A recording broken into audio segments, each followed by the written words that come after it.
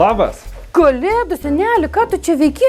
Aušra, man nutiko tokia nelaimė. Mano Rudolfas vėl pabėgo. Eilinį kartą. Ir aš niekur negaliu jo surasti. Gal tu gali man padėti? Apžvelkime Molėtų rajono žemėlapį. Tikrai rasim, kuris galėtų būti pasiklydęs. O kas jam patinka? Kuris galėtų būti pasislėpęs? Ten, kur yra daug žmonių. Galbūt ir lankytinos, gal kokios vietos patiktų. Gal jis galėtų būti Mindūnų apžvalgos bokšte, jis antras aukščiausias Lietuvoje. Na, galėtų. Dubingių žirgynas. O ten yra gyvūnų? Ten gyvūnų tikrai yra. Molėtų technikos muziejus. Ne, jam nepatiktų. Alantos baras. Galbūt. O gal galėtų būti pažintiniai takai? Na, nežinau. Mes juos turime net 6 ir labai gražius. Juos visus rasime šioje knygelėje. Pažiūrėk, kokio įspūdingo grožio, gal tikrai? Manau, galėtume pažiūrėti, bet ką dar turi? O gal tai galėtų būti etnokosmologijos muziejus? Ten įspūdinga apžvalgos aikštelė ir yra teleskopas, kuris mums tikrai padės jį rasti. Būtent. O kaip mes ten nuvyksim? O rogių neturi? Ne, juk Rudolfas tai pabėgęs. Aš tave pavešiu. Gerai, važiuojam. O mes dabar į observatoriją važiuojam? Ne, seneli, nemaišyk. Observatorija yra šalia etnokosmologijos muziejaus, bet ten labiau mokslinė institucija. Mes vykstam į etnokosmologijos muziejų, kur galima pamatyti žvaigždės tiek dieną, tiek naktį. Ar žinojai šitą? Ne, nežinau. Kiti galvoja, kad ten tik naktį galima stebėti žvaigždės, bet tikrai ne. Dienos metu irgi vyksta įspūdingos ekskursijos. Ir pamatę visas ekspozicinės sales, žmonės galiausiai patenka į tą kupolinį apžvalgos aikštelę, kur dabar vykstame ir mes. Iš tavo pasakojimo suprantu, kad ne tik Rudolfą galėsim pamatyti, bet ir žvaigždės. Būtinai.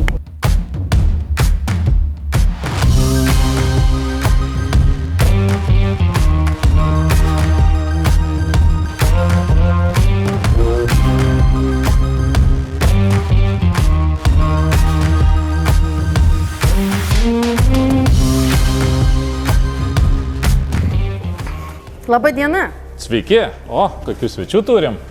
Turim problemą. Pabėgo kalėdų senelio Rudolfas ir mes norim pabandyti užlipti į viršų, pažiūrėti teleskopą ir jį kuo greičiau surasti. Gal galite mums padėti? Na, mes esam pasirengę padėti, bet siūlau šiek tiek atsikvėpti, nusiraminti ir pasikelti mūsų kosminį laivą, atsigerti kavos, o tada jau suteiksim visą būtiną pagalbą.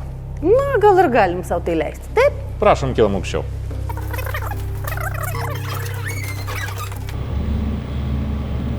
Tai štai čia mes esame Lietuvos etnokosmologijos muziejaus kosminėme laukiamajame. Čia mes galime atsigerti kosminės kavos, šiek tiek nusiraminti, pagalvoti ir kogi mes čia ieškom. O labai gražu pas jūs čia, bet čia galėjo apsilankyti Elnės mama. O kokio jūs dydžio? Nemažas, didelis.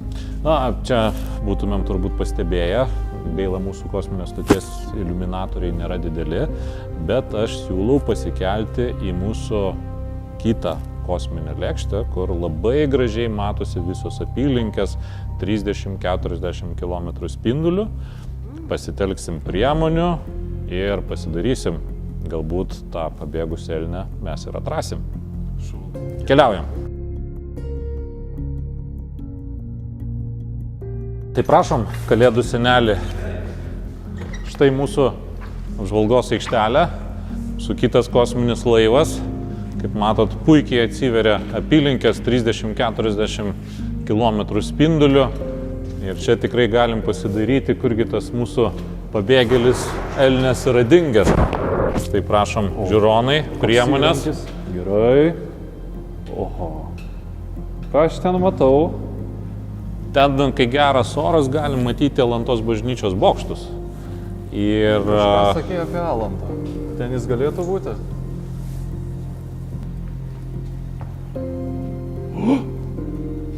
O kas ten yra? Ten Utenos kryptis. Utenos kryptis. Pastebėjai kažką kalėdų senelį? Manau taip. Parodyk. Ką matai? Ar panašus į Rudolfą? Gal šiek tiek, bet aš nesu tikra. O mes galėtume į tą Uteną nuvažiuoti? Utena visai netoli, gal pabandom? Važiuojam.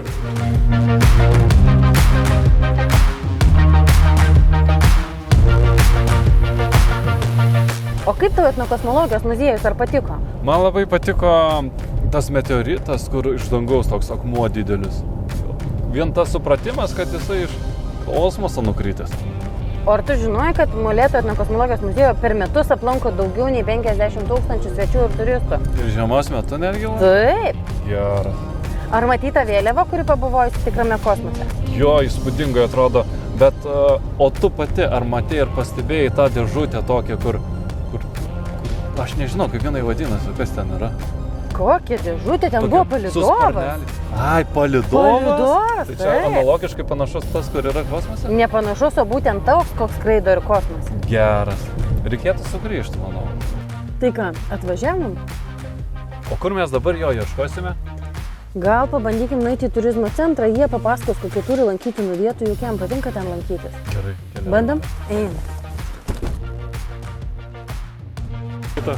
Va, žiūrėkim, pažiūrim, kur tas mūsų Rudolfas, kur? Labą dieną. Labą dieną, kalėdų seneli, ką jūs čia veikėt? Juk kalėdas jau praėjo. Turim reikalų. Dingo kalėdų išdykėlis Rudolfas ir dabar nežinom, kur jo ieškoti. Jam patinka lankytinos vietos, gal galit pasiūlyti mums, kur jo pasižvalgyti. O gal iš tikrųjų Utenos rajone galim rasti jį pasiklydusi? O gal Vytauto Valiušio keramikos muziejuje apsilankė? Lipdo puodą savo gyvenimo vienintelį? Ne, jam neįdomu. O gal Antalyje netradicinių skulptūrų parke? Pas Giedrių Mazurą, kur ten skulptūros labai įdomios ir unikalios. Galbūt. Kitas variantas, o gal kartais laukia vasaros, pas mus fontanas labai gražus Utenoje, irgi variantas, bet aišku, ką jisai veiks iki vasaros turbūt, ne? Na, jam vasara patinka, bet ne, kažko tai norėtųsi kito. O dar Utenos dvaras yra Stimas, ten iš tikrųjų labai unikalu ir galima pasižiūrėti, ar oro sąlygos tinkamos keliavimui jums. Gal tiesiog jisai už tai ir apsistoja čia nais, kad O nelabai... klausykit, ką jūs turite dar su oru, kad galėtume kažkur pamatyti kažką? Aha, turbūt, kad Raganų muziejus variantas. Tenais su stebuklingais burtais jinai ir pasižiūrės, ir įvertins, kur jisai galbūt per pamatys, gal net su šluota pakils į apylinkės ir apsidairės. Tai mes galbūt galėtume pakelti raganą kaip droną ir pamatyti, kur mūsų elnias. Tikrai labai geras variantas, o gal dar galėtume duoti mums Utenos rajono žemėlapį? Žinoma, ir linkiu surasti Utenos krašte elnią išdykėlį. Labai jums ačiū ir viso geriausio. Ačiū, iki malonaus. Dar niekad nebuvau pas raganą. Žinai, smalsu ir man.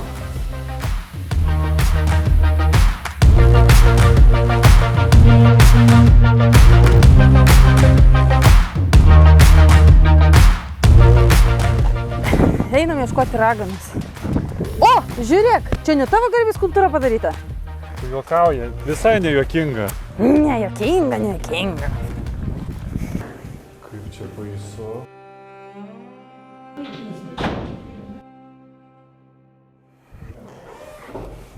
O, labą dieną. Gal galite mums padėti? Kalėdų senelio Rudolfas pasimetė. Palaukit. Nieko nesuprantu, kas čia dabar darosi. Kaip jūs čia patekot? Utenos turizmo centre mums rekomendavo jūs, kad galėtumėte mums padėti. Rudolfas labai išdykęs elnias ir jis visada ką nors prisidirbo ir pabėgo. Ir dabar senelių jo labai reikia. Kalėdų senelis. O, bet aš jau galvojau, kad visi kalėdų seneliai išvyko į Laplandiją. Dėl to ir negaliu parvykti į namus, nes Rudolfas pabėgo. Supratau. Tai čia turbūt vėjai tie didžiuliai bus pasidarbavę. Ir kaip visada, kai jau ištinka bėda, visi kreipiasi pas raganaites. Na kągi, bandysim jums pagelbėti. O, gerai, keliaujame į spintą. Į spintą? Patrauk vaikelį už virvutės ir durys atsidarys. Apa.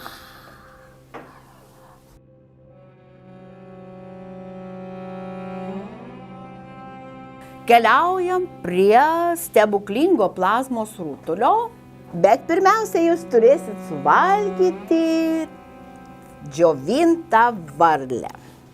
Varlė? Taip ir žinau, kad nereikėjo čia važiuoti. Juokauju, viskas tvarkoje.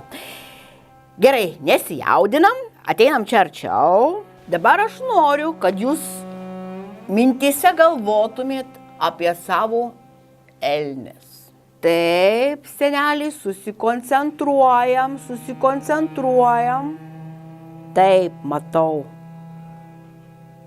Matau arklį. Matau vištą, vieną, kitą. O ką čia tos vištos ant sniego veikia? Matau elnę, vieną, kitą. Seneli, tu tikrai ieškai vieno elnio? Nes aš čia matau ir daugiau jų. Alpakos. Alpakos, aš žinau, kur tavo elnės. Žinau, seneli, žinau, kur tavo elnės. Jos bus alpakalnyje, nes ten yra ir vištų, ir arklys, ir alpakos. Tai aš ir galvoju, kaip čia tas paveikslas dabar man susidėliojo. Na va, problema įspręsta. Ar senelis patenkintas? Lėkim, seneli, aš žinau, kur tavo elnės. Gerai, seneli, mes turim lėkti, kol naktis neužklupo. Ačiū, raganaitė, tau labai, mes skubam. Džiaugiuosi, kad galėjau padėti, tik žiūrėkit, daugiau nepameskit savo elnių. Dėkui tau, Sėkmės! Ir kaip aš pamiršau tą alpakalnį, iš tikrųjų, ten tiek daug gyvūnėlių ir elnių yra, ten ir tavo elnės bus užsilikti. Ir atrodo, viską žinai savo rajone, bet va, buvai pamiršus. Ai, ką Bet padarysi? gerai, kad raganaitė kažką pasakė. Nieko, dar ne vakaras, kelių neužpustis, važiuojam.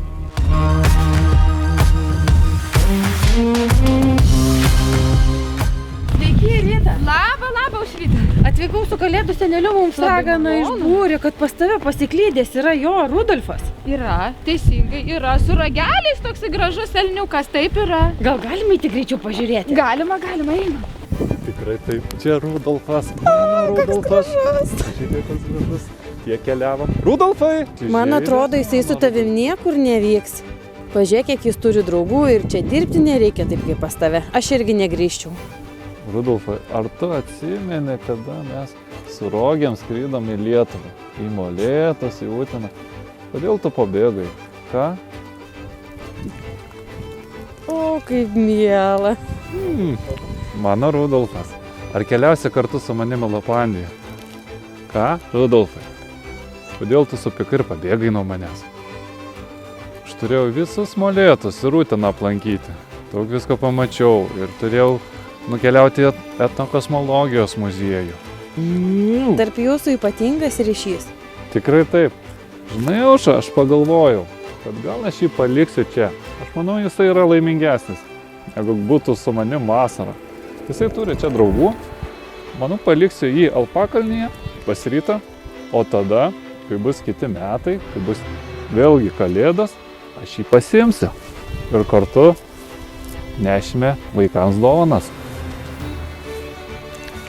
Greičiausiai čia bus pats teisingiausias sprendimas. Na. Iki pasimatymo, Rudolfai.